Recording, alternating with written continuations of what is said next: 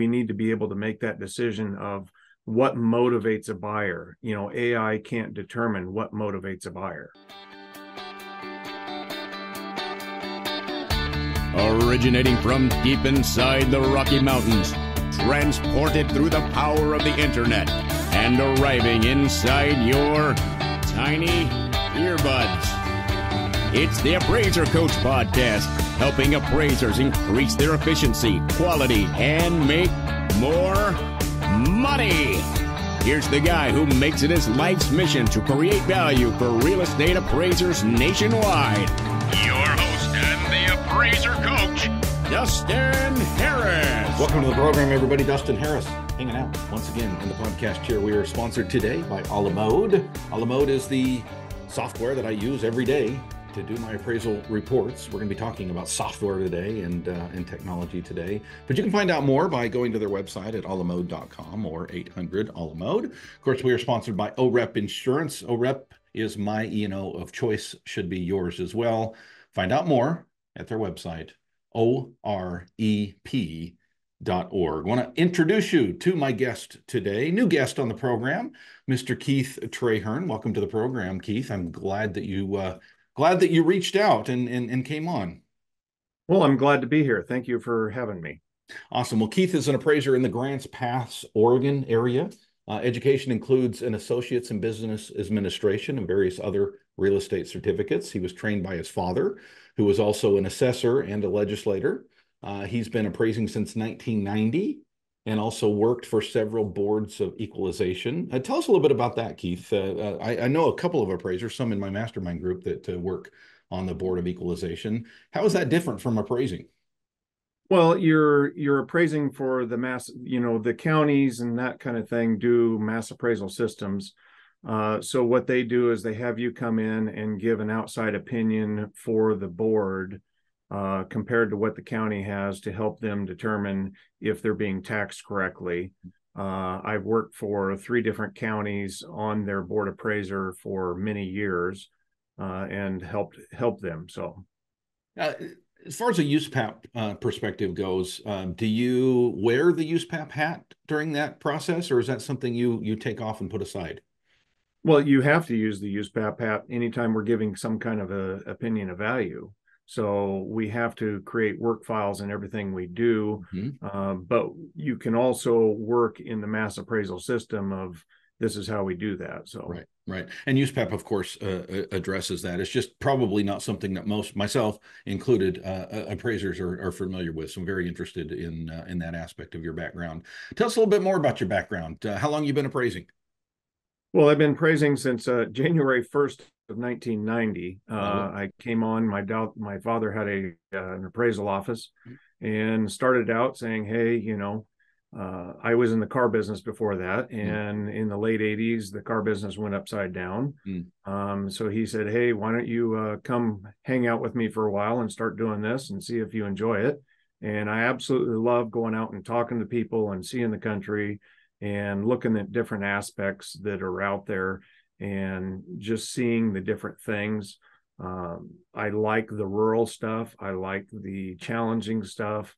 And that's just what I like doing. So awesome. So you say you like the rural stuff and the challenging stuff. Sometimes those can be same two peas in a pod, right? Right. I assume in your area, Grants Pass, a little more rural, very similar probably to the areas that I work in, Idaho and Wyoming. And tell us a little bit about that. What turns you on about the rural nature and the unique nature of the appraisal processes that you do? Well, everything's different. And so you need to look at it from an aspect of what is somebody that's going to be looking at this kind of property? What would they want to be looking for? And so you need to reach out and find something similar to that. And sometimes it's going 30 miles away, right? Because a buyer that's looking for a 40-acre piece of forested property, they don't care if they're 5 minutes from town. Right. So you're going to be reaching out, or spring water doesn't matter, or, you get all those different things, those lot of outbuildings that are built. I don't know how your area is, but our area is built with a lot of homes in the rural area that don't have permits, I guess would be the way to Sure. put it. So, Yeah. they just came out and built them, and there you go. But it still holds some value, so you can't say it doesn't. Right. But what's it going to take it to bring it up to value? So, Yeah. I mean, to permits. Right. Right. Yeah. I love it. Yeah. One of the most challenging things that I learned years and years ago, and it's something that I deal with on almost every assignment. Very rare that I do a cookie cutter. Is what you brought up in the sense of what I'm going to call competing properties, right? It's not a comp just because it's a sale. You've got to look at the type of buyer and what they're looking at. And sometimes, like you said, sometimes it means going back over a year. Sometimes it means going 30, 50. I've gone 100 miles, in order Right. to get a competing property. Yeah, that's true. And I did one property where I actually covered 5 states, looking for comparables. Very When cool. you're dealing with a house that's 47,000 square feet, and it took me 6 hours with the building plans to walk through the house, Holy, what? uh, What? Really? it was one of those head Oh, scratchers. wow. And the funny part is the owner flat out told me, we don't need this loan.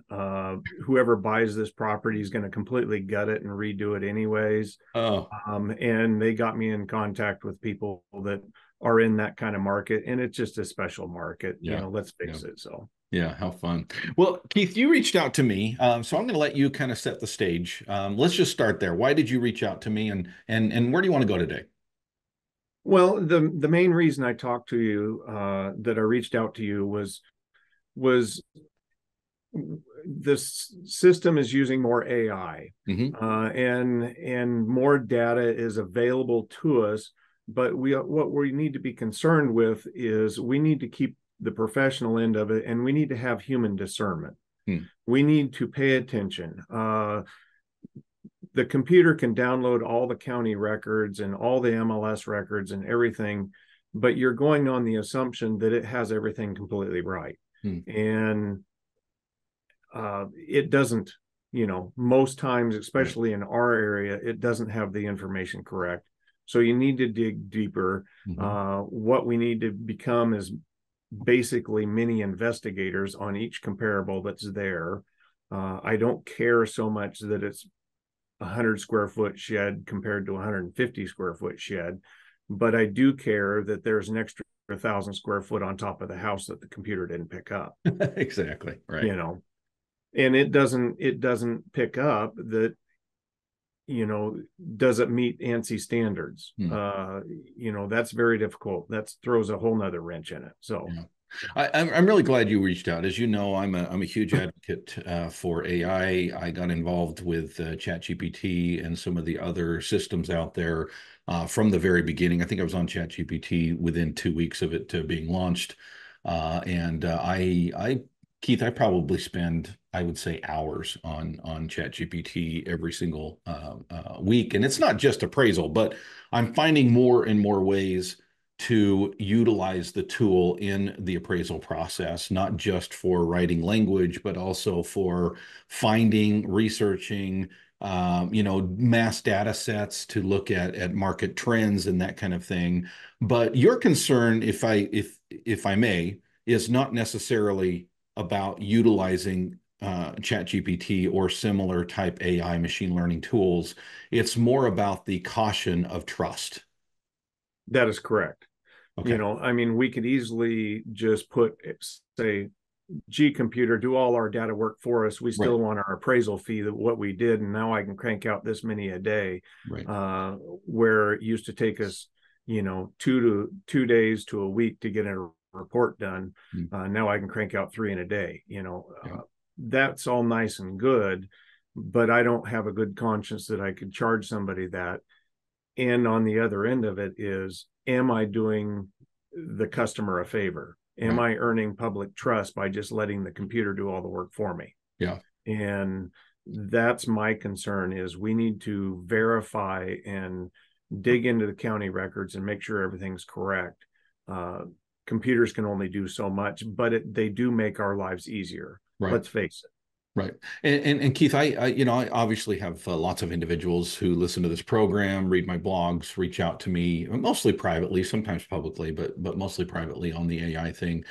Some of the concerns that they have are the speed, right? Does speed get in the way of quality?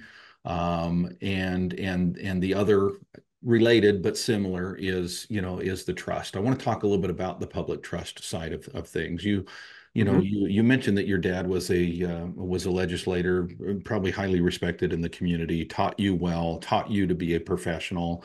Do you see that the trust for appraisers is going down as we utilize more of these tools? Well, it depends on the business model. I mean, when you look at appraisals and appraisers, we need to be looking at it as a profession. And by looking at it as a profession is, yeah, you have lawyers and you have really good lawyers and you have lawyers that are chasing ambulances. Right. I don't want to be an ambulance chaser on an appraisal end of it. Right. Got it.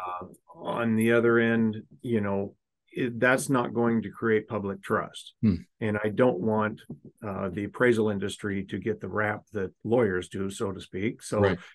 How many skid marks do you see before you see a lawyer? None. Anyway, yeah. But we don't want to do that, and I think we saw, the Zillows, the Redfins, and those other programs try to evaluate things. And I know most appraisers that are out there will go out and look at a place and they'll say, well, we looked up our place on Zillow and this is what we think it's worth. Sure.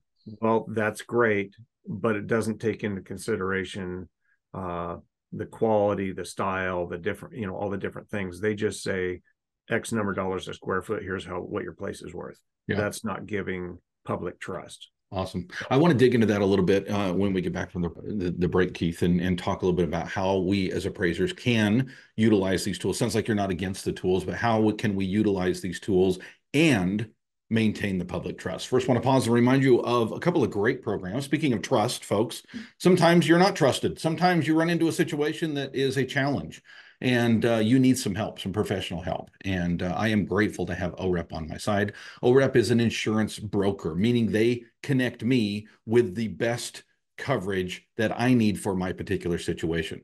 Sounds like when I talk to individuals, they say things like, well, Dustin, we're all appraisers. We all need the same type of coverage. Not really. The types of claims that you've had in the past, the types of work that you do, it matters. And you need somebody on your side who's going to broker or find the best company for you. OREP will do that for you. Check them out, folks, by going to their website at orep.org. A la Mode, of course, is the program that I've been using for years and years. We've been talking today about technology and trust. And folks, I trust A la Mode. Now, it's a program, it's a tool, just like AI, and it needs to be checked and double checked. But folks, as far as efficiencies go and the ability to be able to do more with the tools that are already included in the software, A la Mode is the best. Check them out by going to their website at alamode.com or pick up the phone and call them. I highly encourage that people call and talk to a live human being about the software and what it can do for you. That's 800 A la Mode.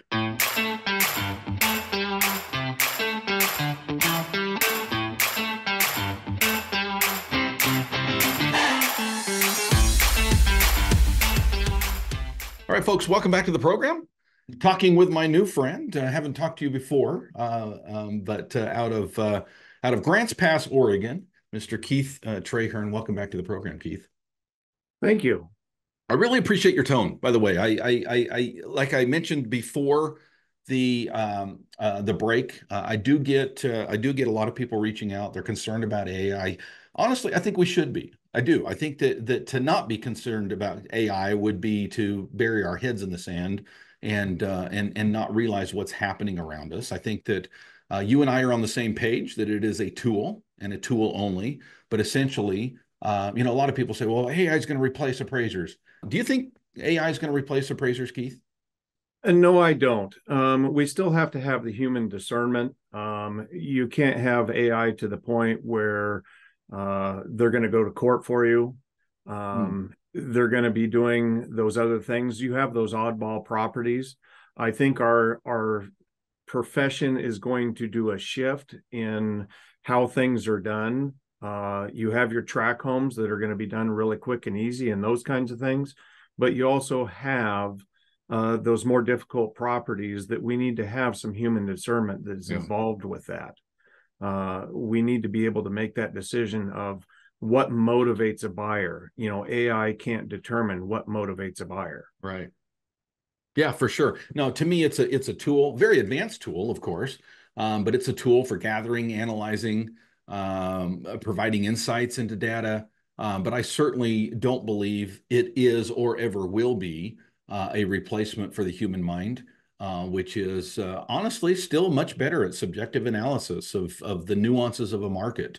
To me, that's the important key element. But I think reality is that as the public learns more and more about this tool and learns more and more about what it can do and what its capacities are and what its drawbacks are as well, we run into a PR situation as well, right? Because you and I agree, the profession is the profession, and the professional, the appraiser, is much better at certain aspects than the other tool. For example, right? Excel. I've used Excel for years and years and years. I don't think I've actually picked up Excel. Well, that's not true. I did for another business here recently, but other than that, for appraisal, I've not utilized Excel for quite a while because I'm using AI tools embedded in ChatGPT instead that are doing some of the same thing. But I think that sometimes the public can get, and maybe this is where you're going, concerned with that. So how, Keith, do we balance this idea of we are professionals, but we're using tools that are very, very advanced? Well, that's where we have to look at it and say it's very difficult for that to do. That we need to be able to have our opinion and show in our opinion of what we're doing. If we go back and talk to people and stand in front of a court and stand in front of lawyers or talk to the lenders, that's where our profession comes in and our professional opinions. Let's face it, we're appraisers. We are paid for our opinion. We're opinionated. And that's what we do. And between you and I, we're going to have difference of opinions, but that's okay. AI doesn't determine that. Now we need to be able to get the public to understand that our value and our opinion is worth something. Yeah. And that comes back to when I mentioned court, is you have a lot of realtors doing CMAs and going into court and saying, this is what it is. Most courts will say, gee, an appraiser is paid for an unbiased opinion. And that's what we need to remember is we are unbiased and we are doing it for the public trust. We're not advocating for one way or the other, and we need to stick to that. And that's the best thing we can do is just stay the course and go forward. What kind of disclosure, in your opinion, needs to be done when it comes to AI? Any at all? Or is it a tool like anything else? Or do you feel like it needs to be disclosed as as a significant impact on the appraisal? What are your thoughts and opinions there?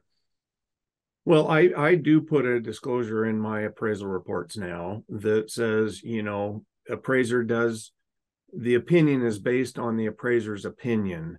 There is information and data collected via AI and I don't say AI, I say computer generated valuation systems, but the opinion and everything derived from it is the appraiser's opinion. Very good. Yeah, no, I couldn't agree more. I think depending on the impact of the tool, it may be mentioned or not. I use AI for a lot of functions. I use it to, like I said, similar to the way I used to use Excel. I've never mentioned Excel in my report, right? To me, it is a tool. Now, if I had used AI for choosing comps or another function that may materially affect or impact my appraisal, I think maybe I would consider disclosure at that point. But honestly, I don't know why I would ever use that. And maybe that's the point, right? I don't know why I would ever use that blindly without scrutiny. I look at it, Keith, the same way that I look at significant assistance, right? If I've got an individual, a trainee, for example, that works in my office that is going to help me with comp selection and adjustments and that kind of thing, they're in that part of their training that they can, handle that. Well, in the beginning of that, there's going to be a lot of scrutiny, meaning I'm going to be over their shoulder 100% of the time. And that's going to become less and less and less as I trust that what they're doing is accurate. And there's still going to be some checks and balances there, right? But if they do something that is significant, right, even after they're fully trained on it, and I fully trust them, maybe especially after they're fully trained and I trust them on it, right? There has to be disclosure on that side. And I think AI is very similar in the sense that I don't personally ever see myself getting to the point that I throw something at AI, it spits back out the answer, and I publish that. To me, that would be the loss of the public trust that we're talking about here. Exactly. That's exactly what I was after. So where do you see we're going in the future as we wrap up here, Keith? Where's it all going to end up? You already mentioned you don't think AI is going to replace appraisers, but where do you see appraisers and AI interacting with one another, say 2 years down the road from now? Well, I think we're going to see a shift in the appraisal business. We're going to have to put a lot more work into it, involved. Like every part of the real estate business, from realtors, loan officers, everybody in the whole system, we're going to be seeing a big shift. But that doesn't mean we're going to go away. Appraisers aren't going to go away. I think there's still going to be a mass need for appraisers. Yeah, there's going to be data collectors. There's going to be some pushback on that. There's going to need to be some training on those.